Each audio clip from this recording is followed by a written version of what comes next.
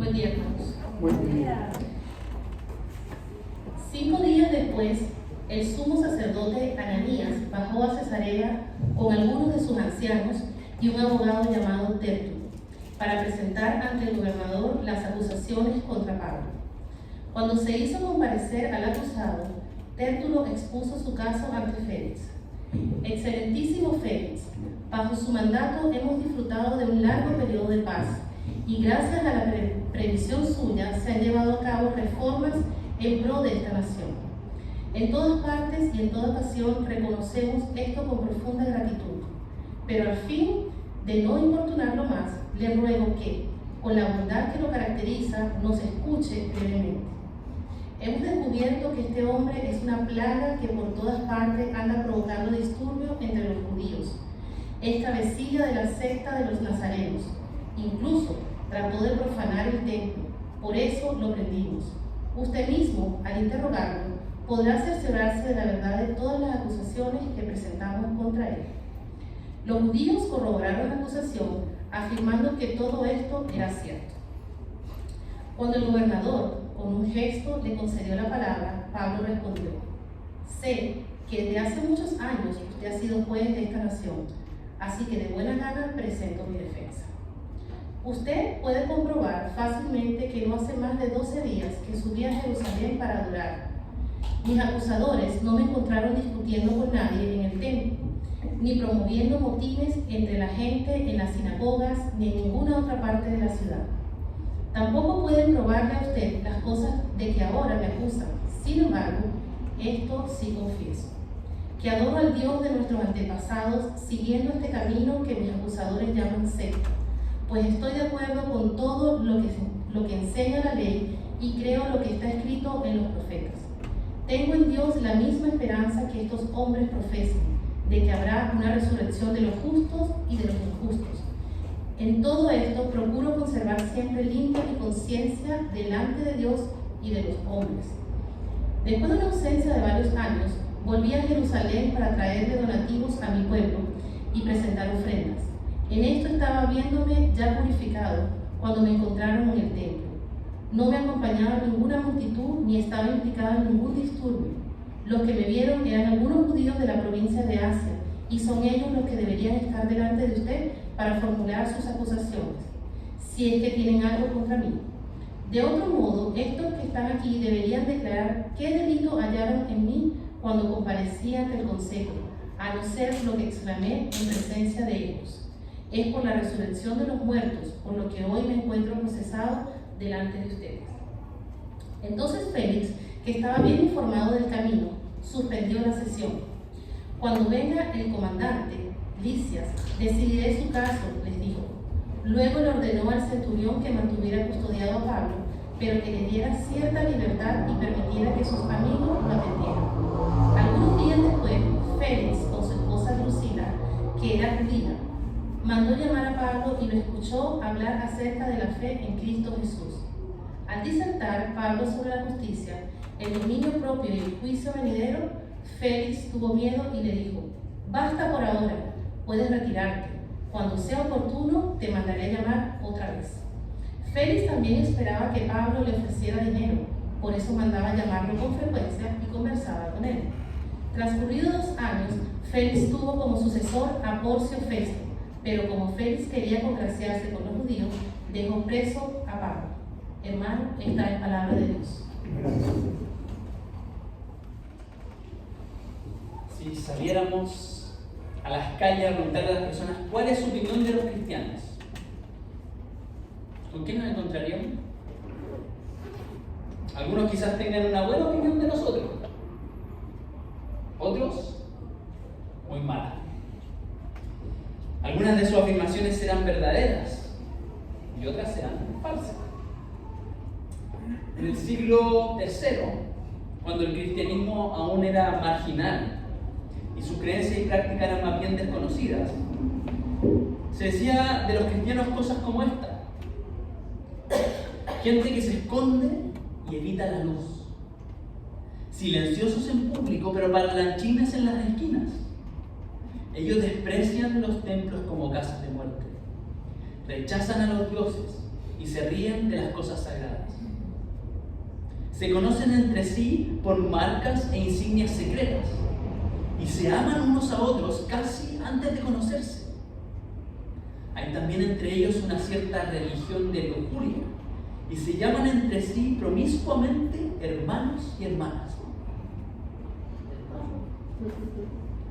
¿Le llama la atención o no? Son las cosas que se decían de los cristianos en esa época. ¿Tiene algo de cierto eso? Por ejemplo, al final, ¿se llaman hermanos y hermanas? Sí, promiscuamente. De hecho, podrían decir promiscuamente porque, ¿les cuento algo? Yo estoy casado con mi hermana. O sea, me casé con una hermana en la fe, pero el que pasa por afuera y escucha esto, el que nos tratamos de hermano y hermana y después va a ir tomado de la mano. Parece raro. Entonces se empieza a generar cierta malentendido. Pero se dicen cosas buenas también, aunque con un tono despectivo. Ellos desprecian los templos como casas de muerte. Qué bueno que los cristianos de esa época no aprobaban la idolatría de los romanos y las cosas malas que ocurrían en los templos. ¿Pero se reían de las cosas sagradas? No, simplemente las ponían como algo malo.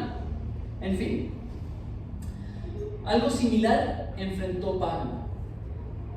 Y también algo similar podemos estar enfrentando nosotros hoy en día. Dicen cosas de nosotros, pero nosotros tenemos algo que decir de nosotros mismos. Y también algo que decir a ellos, a quienes los invito a orar. Padre, dirígenos en este momento para estar atentos a tu voz, atentos a lo que dice tu palabra. Ayúdame a mí a guiar esta lectura de tu voz, esta lectura de tu palabra.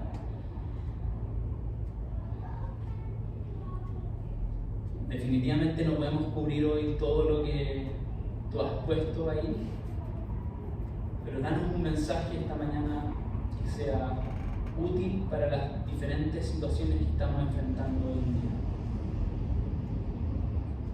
Así que dirígenos en este momento y ayúdanos a poner mucha atención y aplicarlo en nuestras vidas. En nombre de Jesús. Amén.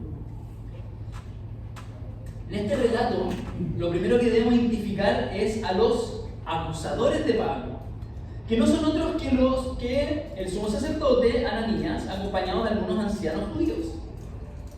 Pero ahora también los acompaña un abogado que presentaría la denuncia ante Félix, el gobernador de Cesarea. Y aquí yo me entusiasmé porque me puse a ver de nuevo una serie de abogados, entonces dije, un capítulo nuevo, bíblico me decía. Pero bueno, hay algo pasando ahí con una especie de corte, con un abogado. Y como buen abogado de la época, Tértulo parte su discurso elogiando al juez. Y no es muy diferente a como los jueces hoy en día lo hacen, ¿cierto? Acá en Chile se dirigen a un juez como su señoría, o en la Corte Suprema, su excelencia. Pero a Tértulo se le pasa un poco la mano. Que bueno, hay una abogada, cualquier cosa en el colegio. A Tértulo se le pasa la mano en su introducción, pasando de los elogios a una adulación excesiva, hipócrita y mentirosa. Porque Félix, el gobernador, era conocido por ser un brutal represor contra los judíos, contra los samaritanos.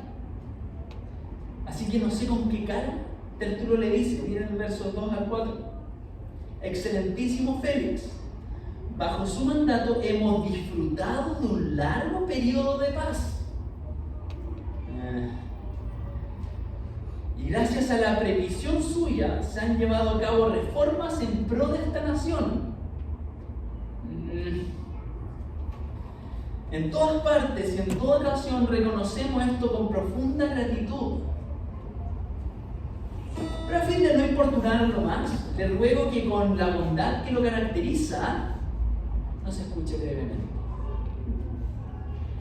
Esa es la clase de persona que está acusando a Pablo. Y en los versos 5 al 9 lo presenta como un criminal contra la religión judía y contra el imperio romano. Lo señala como un agitador de las masas, como el líder de un nuevo grupo político judío, un profanador del templo. Así que todo esto resultaba en un problema directo para los judíos, pero también para Roma y para Félix como gobernador, porque él debía mantener el orden civil y la estabilidad social. Los romanos buscaban mantener contentos a los judíos, pero dentro de sus límites, para mantenerlos sometidos, para evitar revueltas e insurgencias. Según Tértulo, Pablo entonces era una amenaza para el equilibrio político que Roma quería para la región. Y como toda buena mentira, es una verdad torcida. Miren esta tabla.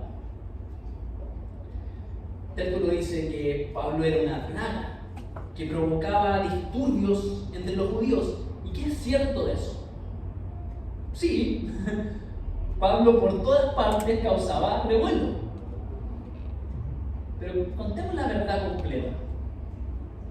Lo hacía con un mensaje de paz, arrepentimiento, salvación y con mucho respeto a la autoridad. Tértulo decía que él era cabecilla de la secta de los nazarenos. Y sí, qué bueno que lo reconozca como líder de los seguidores de Jesús de Nazaret. Pero la verdad es que no era una secta, como se entendía en esos tiempos. No era un grupo político. De hecho, aquí es primera vez que empieza a relacionarse este concepto secta con herejía, que sería la traducción literal. No era algo nuevo, no era algo hereje. No era un nuevo grupo político al cual el gobernador tenía que temer, porque le iba a desestabilizar la cosa. También dice que incluso trató de profanar el templo. Y es verdad, sí, hizo algo en el templo. ¿Qué es lo que hizo en capítulos anteriores? Llevó a un griego, a un gentil al templo.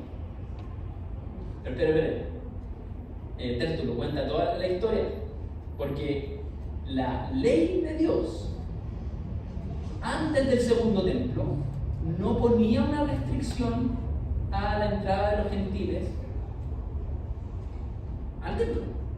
Entonces no rompió la ley de Dios, rompió una norma farisea. Pero ahí está, torciendo la verdad. Y dice, por eso lo prendimos, por eso lo tomamos. Y es verdad, sí, lo apresaron, pero ¿qué es lo que querían hacer realmente en los capítulos anteriores? Lo querían linchar, lo querían matar, no lo tomaron pacíficamente, vamos a hablar con los romanos, no. Entonces está contando la verdad a media. Y hoy en día se dicen muchas cosas de los cristianos, ¿cierto? Algunas son derechamente falsas y ridículas, pero otras, en las que me quiero enfocar hoy, sí tienen algo de verdad. Y teniendo algo de verdad, nosotros deberíamos tener algo que responder. Por ejemplo, se nos puede acusar de intolerantes y discriminadores, de hipócritas, de proselitistas, de exclusivistas, de supersticiosos, etc. ¿Somos intolerantes y discriminadores? Diría que sí.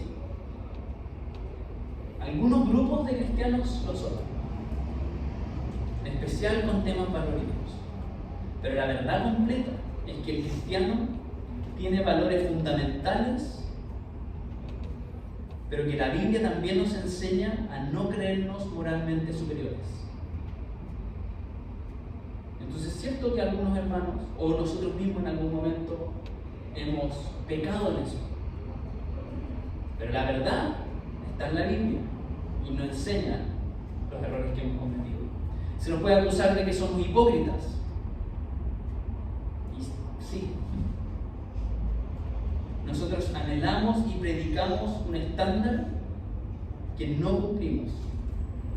Sobre todo instituciones en nuestra historia no las han cumplido. No solamente mirando hacia atrás, hoy en día hay instituciones cristianas que no cumplen con los estándares. Entonces, ¿algo de cierto en esas acusaciones? Sí. Pero también nosotros decimos que nos reconocemos como pecadores, que necesitan de un Salvador y que necesitamos ser transformados y que nuestras instituciones tienen que ser transformadas. Entonces, yo por ejemplo, me encargaría que mi hijo me viera como un hipócrita. Porque va a llegar el momento en su vida que va a ver a un papá que enseña un estándar, pero que no lo cumple. Por eso es importante que yo le enseñe y que le enseñemos a quienes nos rodean, que no solamente enseñamos el estándar, sino que enseñamos que necesitamos un Salvador, que queremos ser transformados y que queremos dejar de ser hipócritas. Se dice que somos proselitistas, y bueno, sí, los cristianos somos proselitistas, porque queremos que otros también sean cristianos, pero lo vemos como una acción correcta de amor que lleva a compartir las buenas noticias pacíficamente. Exclusivistas, sí, decimos que Jesús es el único camino, pero Jesús es el único camino. Esa es la verdad. No nosotros, no el anglicanismo, no Alan, no, por supuesto no. Jesús es el único camino. Eso es lo que decimos, porque Él demostró ser el único camino. Se nos puede acusar de que somos supersticiosos, y sí, creemos en cosas sobrenaturales, pero no promovemos la irracionalidad o la ignorancia, sino que creemos en una realidad que no solo es material. Y así hay apologistas, o sea, personas que se dedican a defender la fe, defender el cristianismo en estas distintas áreas y con distintas herramientas. La pregunta, más allá de cuán ciertas son estas acusaciones, es cómo deberíamos responder a estas acusaciones o a estas críticas. Por eso, para encontrar la respuesta, volvemos a Pablo, quien, con autorización de Félix, tiene algo que decir para defenderse. Y su mejor defensa es decir quién es realmente él, dejando de lado las falsas acusaciones para mostrar la verdad de sí mismo. Verso 10. Sin caer en la adulación, Pablo también se dirige con respeto al gobernador y sin faltar a la verdad. Miren el contraste que hay ahí.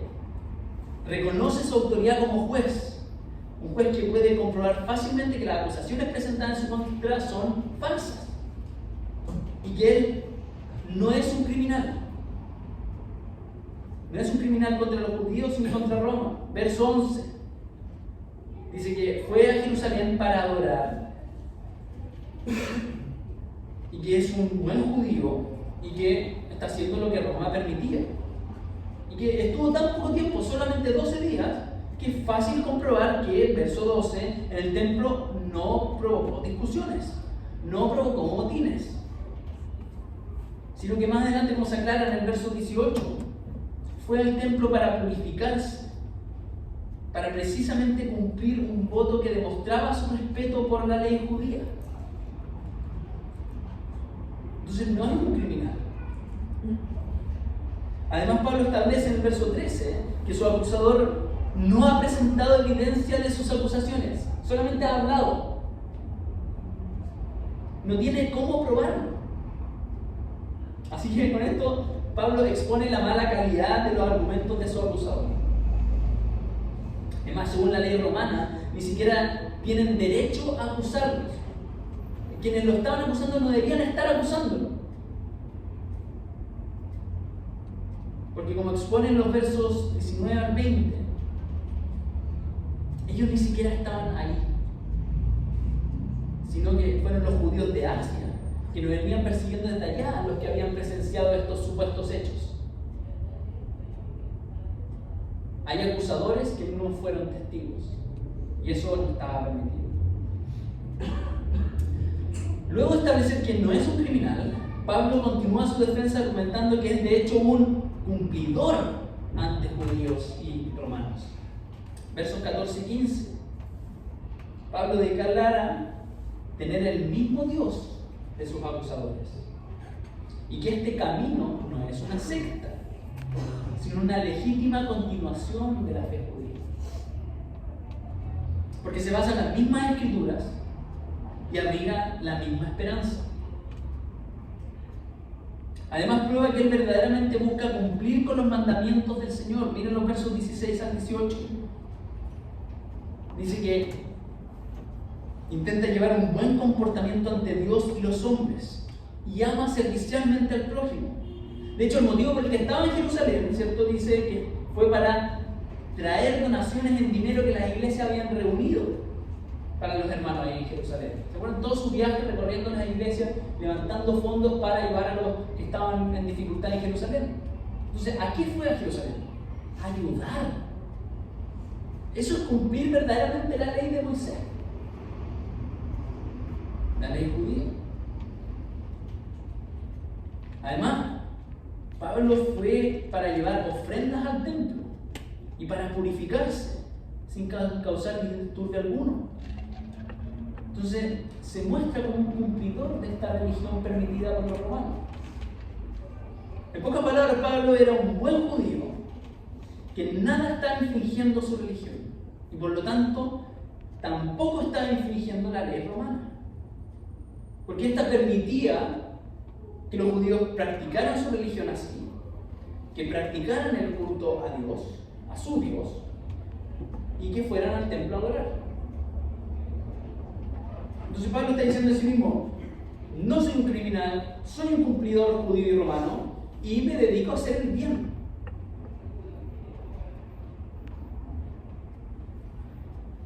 Ahora, frente a las acusaciones y las críticas que los cristianos pueden recibir hoy en día, el ejemplo de Pablo nos muestra que deberíamos ser inocentes de las acusaciones. No solamente defendernos, ¿verdad? Deberíamos ser inocentes, deberíamos ser capaces de decir: soy inocente. Y creo que hay muchas veces en la iglesia, es decir, nosotros no tenemos esa capacidad.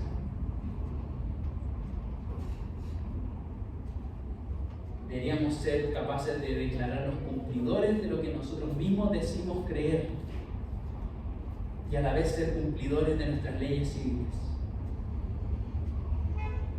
Deberíamos ser capaces de decir de nosotros mismos que somos hacedores del bien para todos. Deberíamos ser capaces de responder a las críticas y acusaciones con muestras de realmente estar o querer estar viviendo lo que creemos, amando a Dios y amando a las personas.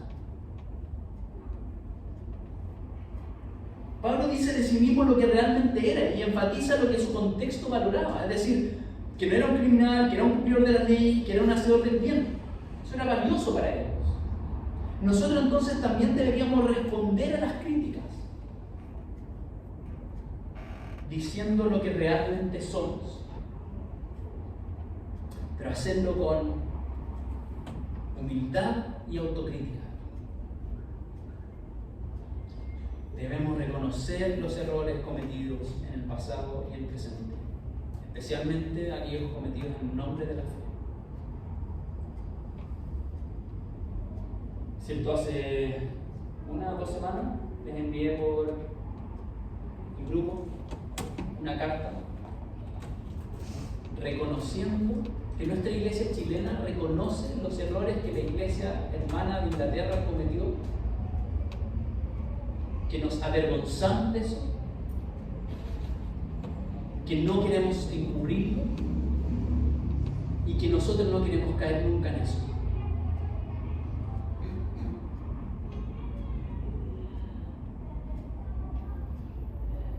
también debemos hacerlo con fidelidad al Evangelio. Si vamos a responder las críticas, tenemos que ser fieles al Evangelio. Entonces respondemos a ellas con una vida que refleje amor, que refleje la gracia de Dios y la justicia de Cristo. No que refleje nuestra autojusticia. No sé, creo que he contado esta historia antes. ¿Cierto? Yo voy con mi hijo, yo también, a practicar deporte. Y un día me equivoqué y me metí contra el tránsito. Honestamente me equivoqué. Y estaban justo los carabineros. Me pararon, obvio. No graben esta. Y ya, bueno, me detengo y con la rabia, no contra ellos, sino contra mí, por el error cometido. Entonces me detienen y me dejan esperando. Y ahí me dicen, bueno, usted vio lo que cometió, ¿qué pasó? Estoy tratando de recordar bien toda la escena. Y bueno, se metió contra el tránsito, no, es que vengo ahí, media cuadra más ya tengo que entrar al estadio. No, porque no se puede, bueno, ya me quedo. Y en eso viene una moto, con 2 personas sobre la moto, a exceso de velocidad, sin casco, y después cuando los paran, se les descontrola la moto, casi me chocan, y andan sin documentos de la moto y sin documentos ni siquiera de cédula de identidad. Y los carabineros le dijeron, ya, bájese la moto y váyase caminando. Entonces yo sentí una injusticia tan grande, quizás no la debería haber sentido, pero frente a mí, a ellos no perdonan y a mí no. Y me enojé mucho, porque también me seguían haciendo esperar, y el hijo no voy a decir quién, me gritaba atrás que ya, pues vamos, porque queremos ir a hacer deporte, y él no entendía. Entonces yo me empiezo a enojar mucho y le empiezo a hablar fuerte al carabinero, a la carabinera, de esta injusticia, y también ya, pues suélteme rápido y explíquenle a mi hijo qué es lo que está pasando, porque le tengo que explicar yo de esta injusticia, porque él dice, oye, ¿por qué lo de la moto van sin casco? Bueno, cuento corto, yo estaba enojado, muy enojado. Se me notaba a cuadras, tanto que los otros del club se dieron cuenta de, voy a decirlo, de mi error, de mi falta de carácter parecido a Jesús. Entonces yo tuve que ir después a dar la cara. Oye, Ana, ¿por qué estás enojado? Le cuento la historia. Digo, pero yo soy cristiano. Y los cristianos así no se comportan, ¿cierto? No deberían. Nuestro rey, nuestro maestro no se comporta así. Nuestro Dios es lento para la ira. Entonces, ¿cómo puedo ser fiel al Evangelio? Diciendo humildad y autocrítica, me reconozco que lo que hice, como me comporté, está pésimo, pero reconozco y soy fiel al Evangelio diciendo, Dios me va a amar por esto, y, no por esto, a pesar de esto, y va a expresar su gracia dándome un Salvador, a Jesucristo. Por eso soy cristiano, no por mi buen comportamiento, sino porque necesito de un Salvador y necesito de la justicia de Cristo. Entonces, cuando nos defendemos, mostramos el Evangelio, pero también debemos hacerlo con un compromiso con el diálogo. Tenemos que ser capaces de explicar nuestras creencias sin imponerlas, pero también sin comprometer la verdad del Evangelio. A veces me pongo triste cuando escucho apologistas, defensores de la fe, enojados, defendiendo la fe, defendiendo sus argumentos, enojado, tratando mal a su contrincante. Y sé que puede ser un recurso del debate, pero muestra lo que realmente somos. Entonces hay un desafío a dialogar y expresar nuestras creencias sin comprometer el Evangelio. Ahora Pablo, después de escuchar, Félix, después de escuchar la defensa de Pablo en el verso 22, él ya conocía el camino, esta expresión para referirse al cristianismo. Conocía a los seguidores de Jesús y se dio cuenta, al igual que quienes habían juzgado a Pablo previamente, que no había motivo para condenarlo. Entonces, como no podía presentar un veredicto, Félix decidió aplazar el caso hasta la llegada del comandante Lisias, quien había arrestado a Pablo en primer lugar. ¿Se acuerdan de él? Capítulo 21, si no me equivoco.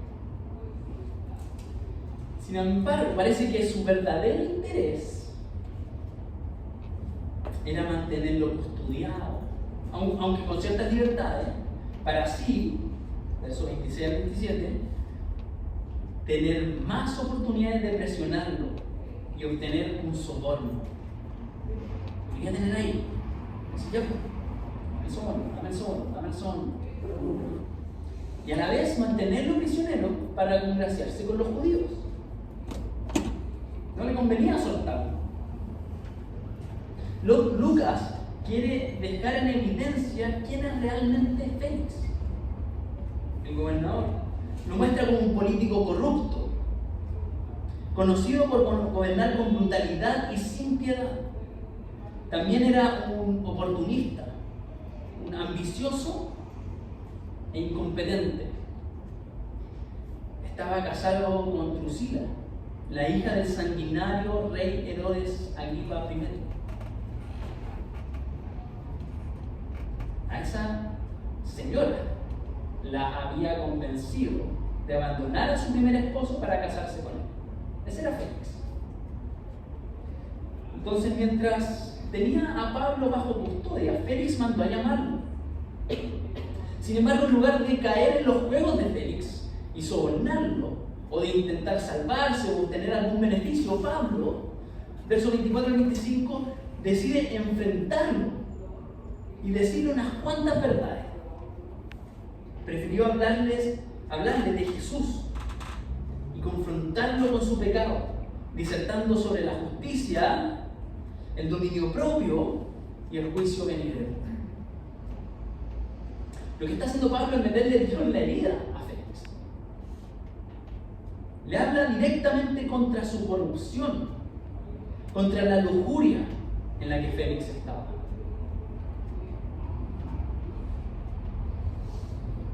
Demostró que Jesús vendría a juzgarlo. Por eso Félix le dio miedo a esto. Porque Pablo le está diciendo, mira cómo eres. Mira las cosas que tienes. No te correspondía. Mira cómo tratas a otros. Mira, quieres que te soborne. Es un corrupto. Por eso le habla de la justicia.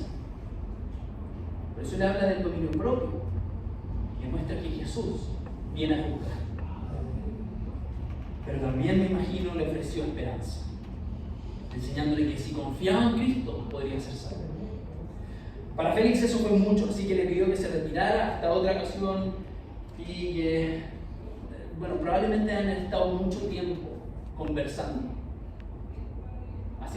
Félix haciendo que Pablo lo visitara. Entonces, como Pablo, no solo tenemos algo que responder en favor de nuestra defensa, sino que nuestra respuesta implica decir algo a ellos. La verdad es que más importante que defendernos y librarnos de las acusaciones, debemos presentar a Cristo. Hablar de Jesús como Pablo lo hizo.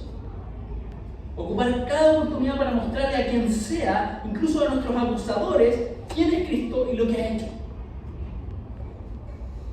Pero también debemos ser valientes, no solo para defendernos y defender nuestra fe, sino para ofender al mal. Defendernos y ofender el mal, al mal. Tenemos que afirmar, declarar qué es lo bueno y denunciar qué es lo malo,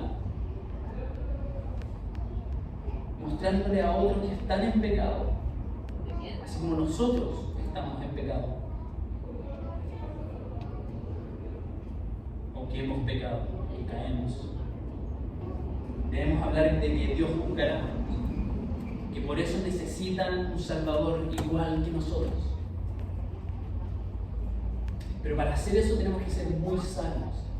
Porque qué fácil es para los cristianos andar apuntando, ¿cierto? Y eso es algo también de lo que igual nos debemos arrepentir. De solamente estar apuntando. Y al estar apuntando no reflejar a Cristo. Que no solamente denunció el mal, sino que murió por los que hacen el mal. Para salvar a los que pecan. Tenemos que ser sabios para decir la verdad con humildad y con amor sincero que refleje a Cristo mismo. Así que si dicen cosas de nosotros, nuestra mejor defensa será vivir lo que decimos creer, sin dejar de mostrarle a otros su necesidad de Salvador, de ese Salvador que también nosotros necesitamos. Oremos. Padre, gracias por el ejemplo de Pablo. Gracias porque podemos mirarlo a él y ser, o tratar de ser imitadores de él, como él es imitador de Cristo. Que ese es nuestro mayor ejemplo de cómo reaccionar frente a las acusaciones, cómo defender tu verdad y cómo acusar el mal, haciéndolo como Cristo lo hizo. Danos mucha valentía, Señor, para defendernos, como lo hemos visto hoy, pero también para anunciar el Evangelio, las buenas noticias. Y que al anunciar las buenas noticias seamos capaces también de contar la parte fea. Sobre todo, danos mucho amor y misericordia por quienes nos rodean. En el nombre de Jesús oramos. Amén.